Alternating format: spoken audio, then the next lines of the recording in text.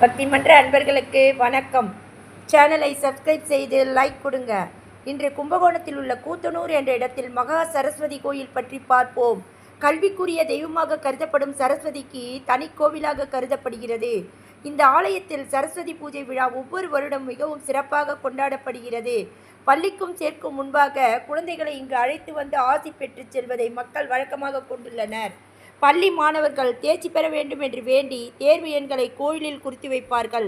செல்ல முடியாதவர்கள் தேர்வு எண்ணை எழுதி சரஸ்வதி படத்தின் முன் வைத்து வணங்கவும். கலைமகள் தமக்கு கல்வி செல்வத்தை வழங்குவாள் என்ற நம்பிக்கை பக்தர்களுக்கு உள்ளது. சரஸ்வதிக்கு இது ஒரு தனி கோயில் என்பதால் இங்கு சென்று குழந்தைகளின் படிப்புக்காக வேண்டுதல் செய்தால் அவர்கள் கல்வியில் சிறந்து விளங்குவார்கள். வாழ்வில் மென்மேலும் உயர்ந்த நிலைக்கு சென்றடைவார்கள் என்பது நிச்சயம். தியான ஸ்லோகம். சரஸ்வதி நமஸ்துப்யம் வரதே காமரூபிணி வித்யாரம்பம் கரிஷ்யாமி சித்திர் பௌதுர்மே சதா. என்னுடைய பதிவுகளை காண சப்ஸ்கிரைப் செய்துங்கள். உடனுக்குடன் உங்களுக்கு நோட்டிஃபிகேஷனில் வரும்.